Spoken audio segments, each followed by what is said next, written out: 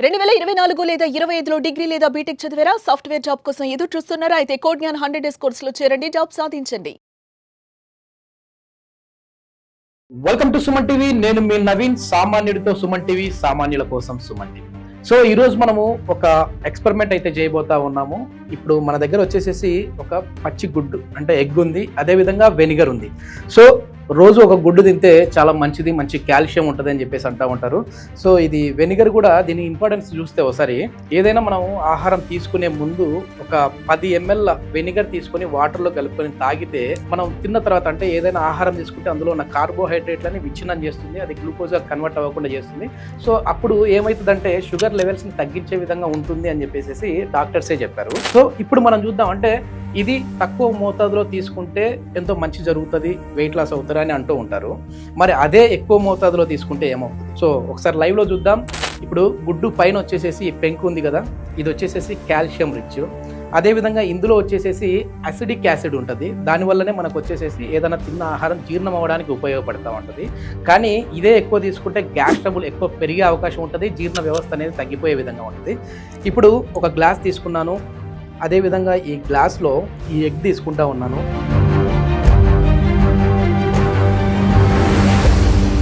దీంట్లో పూర్తిగా ఈ ఎగ్ మునిగేంత వరకు మనము ఈ వెనిగర్ని అయితే వేద్దాము.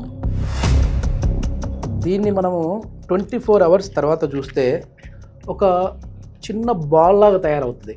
సో మనమేమో మంచిగా ఏదైనా చైనీస్ ఫుడ్ తీసుకున్నప్పుడు టేస్ట్ కోసం అని చెప్పేసి వెనిగర్ని తీసుకుంటూ ఉంటాం, అదేవిధంగా ఏదైనా సలాడ్స్ చేసేటప్పుడు తీసుకుంటూ ఉంటాం. పిల్లలు చాలా మంచిగా ఈ శాండ్విచ్లు తింటూ ఉంటారు కదా, అదేవిధంగా సాస్లు తీసుకుంటూ ఉంటారు, సాస్ తింటూ ఉంటారు, అందులో కూడా ఈ వెనిగర్ అయితే ఉంటుంది. సో వెనిగర్ తక్కువ తింటే పర్లేదు, కానీ ఎక్కువ తింటే మన బాడీలో ఉన్న పొటాషియంని మొత్తాన్ని కూడా తగ్గించే విధంగా ఉంటుంది, కాల్షియంని కూడా కరిగించే విధంగా ఉంటుంది. అట్లా ఉన్నప్పుడు ఏమైందంటే ఏదన్నా కింద పడినప్పుడు వెంటనే బోన్స్ విరిగే అవకాశం ఉంటుంది.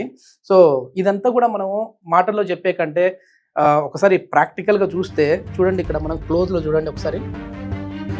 అంటే ఇది ఒక కార్బోనేటెడ్ డ్రింక్ అనుకోవచ్చు. కొన్ని సమయాల్లో ఇదేంటంటే షింక్స్ ఏదైనా క్లీన్ చేసేటప్పుడు కావచ్చు, ఏదైనా చిన్న చిన్న పాత్రలు క్లీన్ చేయడం కోసం కావచ్చు, లేదంటే బాత్రూమ్లు క్లీన్ చేసేటప్పుడు కావచ్చు కొంచెం వాడుతూ ఉంటారు. అంటే ఏదైనా ఎక్కడైనా నల్లని మరక ఉంది అంటే దాన్ని క్లీన్ చేసే విధంగా చేస్తూ ఉంటారు. ఇక్కడ చూడండి ఒక నురగ మాదిరిగా వస్తూ ఉంది. అంటే మనం థమ్స్అప్ కానీ కోక్ కానీ ఏదైనా కూల్ డ్రింక్ వేసినప్పుడు, కార్బోనేటెడ్ డ్రింక్ వేసినప్పుడు ఎట్లయితే ఆ బబుల్స్ వస్తాయో ఆ బబుల్స్ వస్తూ ఉన్నాయి. ఈ బబుల్లో ఇట్లనే మనం ఒక మూత పెట్టేసేసి ఒక 24 గంటల తర్వాత ఎట్లా ఉందనేది చూద్దాము. దీన్ని ఎక్కువ తీసుకుంటే మన పేగుల్లో ఈ లార్జ్ ఇంటెస్టైన్లో కదలికలు అనేది తగ్గిపోయి మనకి మోషన్ అనేది కూడా సరిగా రాదు. సో కాన్స్టిపేషన్ ప్రాబ్లం వస్తుంది. ఇది నిదానంగా పైల్స్కి దారి తీసే విధంగా కూడా ఉంటుంది. సో ఇంకా మళ్ళీ ఒక 24 hours తర్వాత ఈ ఎగ్ అట్లా ఉంది. అదేవిధంగా దీని నుంచి ఇంకా ఎలాంటి సైడ్ ఎఫెక్ట్స్ వస్తాయి? మనం చాలా ఇష్టంగా ఎగ్ పఫ్లు, వెజ్ పఫ్లు తింటూ ఉంటాం కదా, ఆ వెజ్ పఫ్లలో కూడా ఈ వెనిగర్ని లైట్గా యాడ్ చేస్తూ ఉంటారు టేస్ట్ కోసము. సో ఈ ఎగ్ని ఎగ్ పఫ్ తినేటప్పుడు చాలా వరకు హీట్ చేసి ఎప్పుడో మార్నింగ్ చేసేసి దాన్ని నైట్ వరకు, అదేవిధంగా మరుసటి రోజు కూడా అమ్మే వాళ్ళు కూడా ఉంటారు. సో ఆ హీట్ చేసినప్పుడు కూడా ఒక ప్లాస్టిక్ లాగా వస్తుంది. అంటే ఇది నిజంగా నార్మల్ ఎగ్గా లేదంటే ప్లాస్టిక్ ఎగ్గా అనేది కూడా ఒక డౌట్ వస్తూ ఉంటుంది. అట్లా తయారవుతుంది. ఇది మాటలు చెప్పే కంటే లైవ్లో చూద్దాం.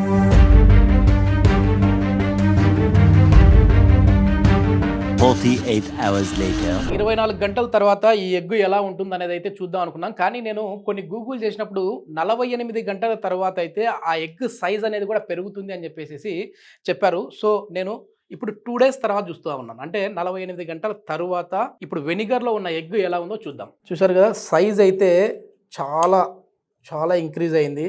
ఇది మనం ఎగ్ వేసినప్పుడు ఎంత ఉన్నదో చూడండి, ఇంత ఉన్నది, ఇప్పుడు ఇంత అయింది. సో ఇదంతా కూడా పై పెంకు అనేది పోయినట్లుగా కనపడతా ఉంది. వెనిగర్ కలర్ అయితే ఏం చేంజ్ కాలేదు, కొంచెము గోల్డిష్ కలర్లో అడుగున కనపడతా ఉంది నాకు. ఎందుకంటే ఇది కాల్షియము అదేవిధంగా అసిడిక్ కలిసినప్పుడు కార్బోహైడ్రేట్ అనేది బయటకు వస్తుంది, దానివల్ల కొంచెం ఈ పై పెంకు అనేది కూడా కరిగిపోయి ఉంటుంది. చూడండి సైజ్ అయితే బాగా పెరిగింది. దీనిపైన పెంకు అనేది అస్సలు లేదు. ఒక ప్లాస్టిక్ గుడ్డు ఎట్లా ఉంటుందో అట్లా కనపడతా ఉంది నాకు, ఒక రబ్బర్ బాల్.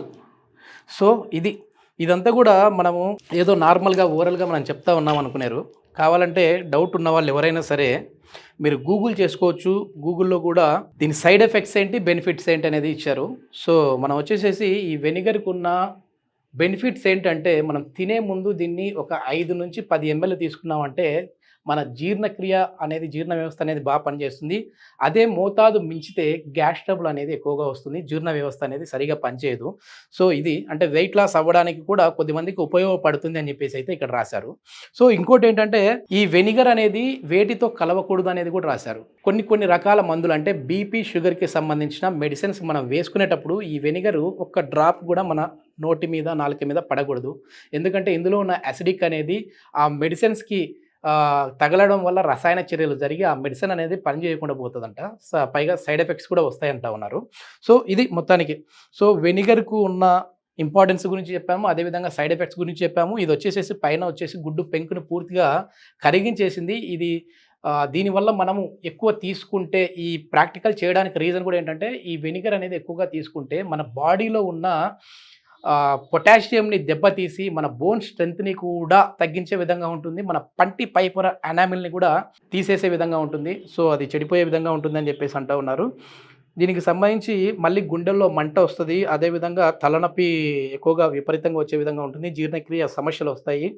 సో ఇట్లా దీనికి సంబంధించిన పూర్తి సమాచారం అయితే ఇచ్చాను. ఇది కూడా నేను విత్ ప్రాక్టికల్తో ఇచ్చాను. సో ఒకసారి మరి దీన్ని ఈ బాల్తో ఆడుకుందామా, ఎట్లా ఉంటుంది ఏంటి అనేది చూద్దాము.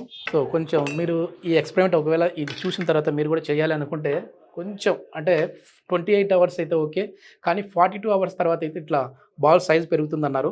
ఒకసారి మనం క్లోజ్లో చూపించవచ్చు. ఒకసారి చూడండి, కలర్ కూడా చూడండి ఎట్లుందో. ఇటు సైడ్ నుంచి ఇక్కడికి ట్రాన్స్పరెంట్గా కనపడుతూ ఉంది.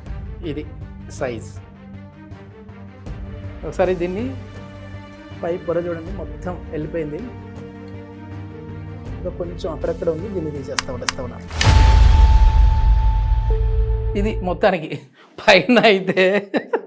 పైన అయితే ఇదంతా పెంకు కరిగిపోయి ఒక స్కిన్ లాగా లేయర్ లాగా వచ్చేసింది. లోపల మాత్రం చూశారు కదా ఈ ఎల్లో అనేది ఆ విధంగానే ఉంది.